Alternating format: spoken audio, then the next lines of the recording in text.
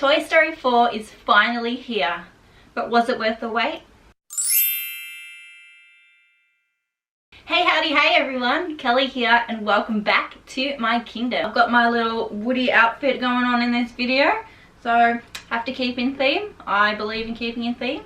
It has been 9 years since we have had a Toy Story film, and I'm a huge Toy Story fan, and I was really excited to hear when they were planning to make a fourth, but at the same time I was a bit worried if we needed one. Toy Story 3 was a wonderful film which I thought had a perfect ending. The series was always geared towards what would happen when Andy grew up, and in the third one he did grow up and he went to college and he gave his toys to someone else, to Bonnie, to live on. What else really needed to be done? I'm happy to say that the story of Toy Story 4 did make sense, and it was a really good tie-up to the character of Woody.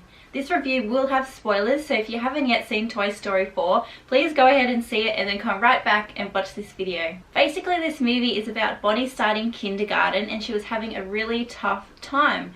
So in her first class, she created a spork out of some trash that she found in the bin, and she named it Forky, and it became her new favorite toy. Miraculously, he came to life, and he was really confused about how he was a toy because all he thought he was trash, and he kept trying to run away.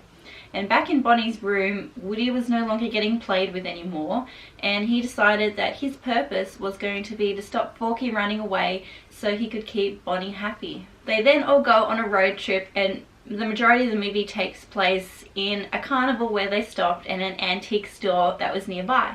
Let me start off by saying the animation in this movie was insane. There were a couple of scenes, like the one at the start, there was a flashback scene and it was set outside in the rain, and my first thought was literally, is this a live action scene?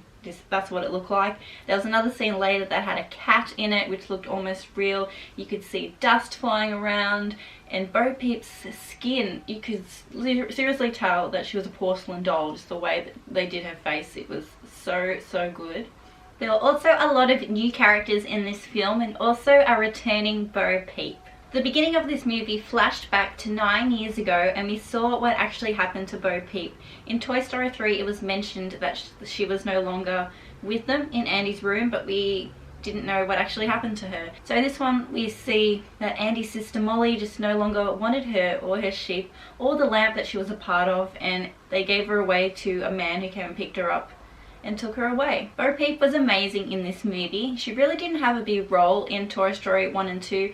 Her romance with Woody was touched on, but it was never really fleshed out too much. And in this movie, she had a really big role. She was one of the main characters. So basically, Woody's walking past an antique store and he sees Bo's lamp in the window, and he goes looking for her, and they end up finding each other a little bit later on in the carnival.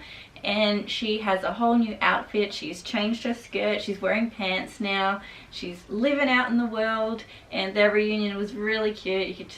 You could feel how cute it was. They haven't seen each other in so long. Bo had been living without a kid for years now, and she was loving it. Basically, she was like, why would you need a kid when you have all of this? She has the whole world, she's been exploring, and she absolutely loves it. Her sheep had quite a lot of screen time as well, which I don't think they had any in the previous Toy Story movies, and they were absolutely adorable. I loved them. Bo also had a new friend called Giggle McDimples, who was a little Polly Pocket. She was really cute and fiery. She didn't have a whole lot of screen time though. Obviously, the newest main character in Toy Story 4 was Forky, who was the little spork that Bonnie made in class. After seeing the trailers, I wasn't quite sure what I would think of him because he wasn't really a real toy. I'm like, what is he gonna do? But he was actually really cute. He was really funny. Just the way he would be like, oh, I'm trash, and just not understand how he was a toy. He did a lot in the first half of the movie. He didn't do a whole lot in the second half of the movie, but I did really enjoy his character. There was a new character voiced by Keanu Reeves called Duke Kaboom. It's basically an Evel Knievel type character based on one of his old toys, and he was hilarious. He had a lot of comic relief in the movie, just some of the things he would say, and he would do all these poses on his bike, and he was really funny. And if you didn't stay until after the credits, he had a really funny scene as well with one of the combat cars. Speaking of combat cars, there were 3 combat cars in the movie. They were only basically in one scene, really. And one of them, oh, he was felt so sorry for one of them. He was like totally left out. The other two were high-fiving each other and he was just trying to get that high five, but just no one was giving it to him. But if you watch that post-credits scene, Duke Kaboom finally gives him that high five, and I thought that was really satisfying. Then there were the characters of Ducky and Bunny, who were two plush toys that were hung up in a little carnival game waiting to be won by a child so they could go anywhere. They'd just been hung up there for so long. They were hilarious. Just the back and forth that they had with each other was so funny. I knew on the trailers that I would like them, and they were a great accessory to the movie. And then there were the villain characters, which was an old doll called Gabby Gabby and her henchman Benson and these other little puppets, puppeteers, whatever you call them. They were really creepy, the Muppets. Gabby Gabby was a very different villain compared to Lotso in Toy Story 3. Lotso was evil through the entire thing. He stayed evil at the end. Gabby Gabby kind of had a transition. She was evil. When we met her, she really wanted Woody's voice box because her voice box was damaged and no one was buying her. So she had an evil streak, but then by the end we really saw her soft side. All she wanted to do was to be loved by a kid. Her voice box had been damaged since she was made, so her entire life, and she just wanted to know what it was like to be loved by a child. And Woody helped her in the end, and she found that child, and it was actually really satisfying and a little bit emotional too. So I'm glad that they did that with the villain. It was different to what they did with Lotso. Gabby Gabby ended up finding her child in the carnival. This little girl was lost. She'd lost her parents and she was crying and upset, so Gabby Gabby went down and sat there. It was like the lost toy finding the lost child, and they came together, and it was just really satisfying. All these new characters that I've talked about I thought were amazing in the film, and I really enjoyed them all. However, with the addition of all these new characters, the old characters that we know and love really didn't get any screen time in this movie. We got heaps of Woody. The story was basically about Woody. He was like the main character. It was his story arc. Buzz did a little bit. I heard that he didn't do anything. He did more than I thought he was going to do, but he definitely wasn't a main character. And all the others that we love, Slinky, Rex, Ham, Potato Head, they really didn't get any airtime. The aliens weren't in it at all. They were like in one scene in the bedroom. So I was quite sad about that because I love those characters. I grew up there with those characters and I really wanted to see more of them. They had a little role when they were in Bonnie's caravan that they were traveling around in. There were some funny moments with Trixie and Buttercup in the car with Bonnie's dad. They were quite hilarious. But other than that, there really wasn't a lot of airtime. The movie overall was actually really quite funny. All the Toy Story movies have really funny parts. This one was no exception. It also had a lot of funny parts in it, as well as a lot of emotional parts. With the ending, I'll admit I was really emotional. I had to hold myself back from absolutely bawling in the cinema. Spoiler alert again if you don't want to know the ending of the film. So basically it ends, Bonnie and her parents are about to leave in the caravan RV, and Woody has to decide if he wants to stay with Bo Peep or if he wants to stay with Bonnie, which is a really hard decision, and it looks like he's going to go with Bonnie. But then Buzz goes, she'll be alright, Bonnie will be alright, and you know that he's going to stay with Bo Peep. And it's just so emotional for all the reasons, like, you know how sad he was when Bo left in the first place, and the thought of him leaving her again, he just couldn't do it.